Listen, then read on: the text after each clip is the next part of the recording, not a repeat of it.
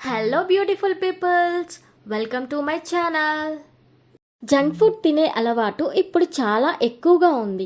పిజ్జాలు, బర్గర్లు, మోమోలు, రోటీలు ఇలా ఎన్నో ఉన్నాయి. అన్నిటా ఉన్నది మైదా పిండి. ఇంట్లో చేసుకునే పలు రకాల పిండి వంటల్లో కూడా మైదా వాడకం ఏనాటి నుంచో ఉంది. ఇక బయట స్వీట్ షాపుల్లో చూస్తే మైదా వాడకం అధికంగానే ఉంది.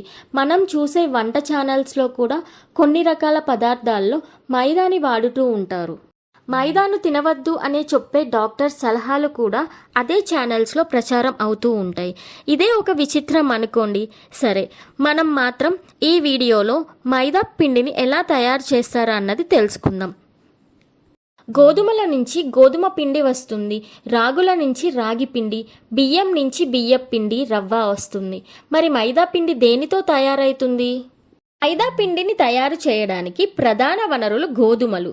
రొట్టెలు తినే మనకు మైదా కూడా గోధుమ పిండి నుంచి వచ్చిన పదార్థం అంటే చిత్రంగా అనిపిస్తుంది కదా. ఒక గోధుమ గింజను తీసుకోండి. దానిలో బ్రాన్, ఎండోస్పెర్మ్, జెర్మ్ అనే 3 భాగాలు ఉంటాయి, గమనించండి. బ్రాన్ అంటే గోధుమ గింజ పైపొర. అందులో పీచు పదార్థం, ఖనిజాలు, విటమిన్లు చాలా ఎక్కువగా ఉంటాయి. మధ్య భాగం ఎండోస్పెర్మ్. దీనిలో పిండి పదార్థం, మాంసం కృతులు ఉంటాయి. అయితే ఇవి స్టార్చ్, గ్లూటెన్ రూపంలో ఉంటాయి.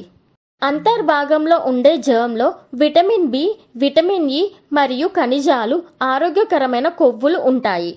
ఫ్యాక్టరీస్లో ఈ మైదా పిండిని ఎలా తయారు చేస్తారో చూద్దాం. గోధుమలు పంట కోతతోనే తయారీ ప్రక్రియ మొదలవుతుంది. మైదా పిండిని వాడడం వల్ల ఎన్నో అనారోగ్యాలు వస్తాయని ఎప్పటినుంచో చెబుతున్నారు ఆరోగ్య నిపుణులు. అయినా దీని వాడకం మాత్రం తగ్గించడం లేదు. అసలు మైదా పిండిని దేనితో ఎలా తయారు చేస్తారో తెలుసుకుంటే దానితో వండిన వంటలు ఎందుకు తినకూడదో మీకే అర్థమవుతుంది. గోధుమ పిండిని చేసేటప్పుడు గోధుమలను నేరుగా మిల్లులో వేసి పిండి చేస్తారు. అందులో ఎలాంటి రసాయనాలు కలపరు. బియ్య పిండి అయినా అంతే. అందుకే వీటిని తినడం వల్ల ఆరోగ్యానికి హానికరమైన మార్పులేవి జరగవు. కానీ మైదా పిండిని మాత్రం మిల్లులో బాగా పాలిష్ చేసి గోధుమల నుంచి తయారు చేస్తారు. ఈ మైదా తయారీలో బ్రాన్, జెర్మ్ని తొలగిస్తారు. ఇంకా మిగిలింది ఎండోస్పెర్మ్ అనగా స్టార్చ్, గ్లూటెన్ రూపంలో ఉన్న పదార్థాలు. దాన్ని సేకరించి పిండి పట్టి మైదాగా తయారు చేస్తారు. పాలిష్లో భాగంగా గోధుమల పైపొరను చాలా వరకు తీసేస్తారు. పోషకాలు ఎక్కువగా ఉండేది పైపొరలోనే.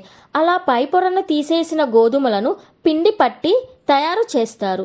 ఆ పిండి గోధుమ రంగులోనే ఉంటుంది.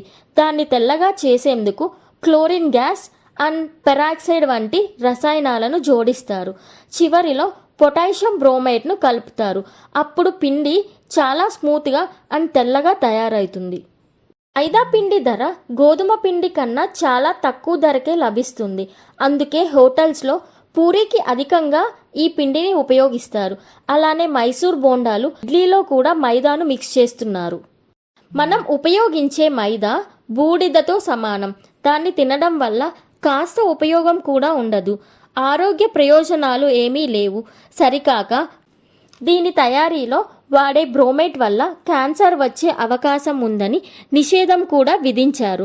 చాలా కీటకాలు మైదాను తిని చనిపోతాయి. అంటే ఇదెంత ప్రమాదకరమో అర్థం చేసుకోండి.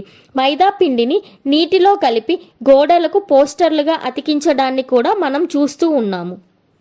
ఇక పిండి కణాల పరిమాణం మరొక కారణం. నేరుగా గోధుమ నూక పరిమాణం 1000 నుంచి 1500 మైక్రోన్లు ఉంటుంది. సూచి అంటే గోధుమ రవ్వ పరిమాణం 400 నుంచి 800 మైక్రోన్లు ఉంటుంది. అలానే గోధుమ పిండి కణాల పరిమాణం 300 నుంచి 400 మైక్రాన్ ఉంటుంది. అదేవిధంగా మైదా పిండి కణాల పరిమాణం 10 నుంచి 100 మైక్రాన్లు మాత్రమే ఉంటుంది. ఇంత సన్నని మరియు సాఫ్ట్గా ఉండే పిండితో తయారు చేసే ఆహార పదార్థాలు నోటిలోని లాలాజలంతో త్వరగా కలిసిపోయి నోటికి బాగా టేస్టీగా అనిపిస్తుంది. అవి కడుపులోకి వెళ్ళి త్వరగా అరిగిపోయి గ్లూకోజ్గా మారి రక్తంలో కలుస్తుంది. ఇలా జరగకూడదు అనే ఇంటెన్షన్తోనే జబ్బులు పడ్డవారు, డయాబెటీస్ ఉన్నవారికి గోధుమ నూకలతో చేసిన అన్నం, ఉప్మా లాంటివి తినమని చెప్తారు. గోధుమ నూక పరిమాణం పెద్దగా ఉంటుంది కనుక నెమ్మదిగా అరుగుతుంది, నెమ్మదిగా శక్తి విడుదల అవుతుంది కనుక డయాబెటీస్ పేషెంట్స్ మైదా పదార్థాలు పూర్తిగా దూరం ఉండడం మంచిది.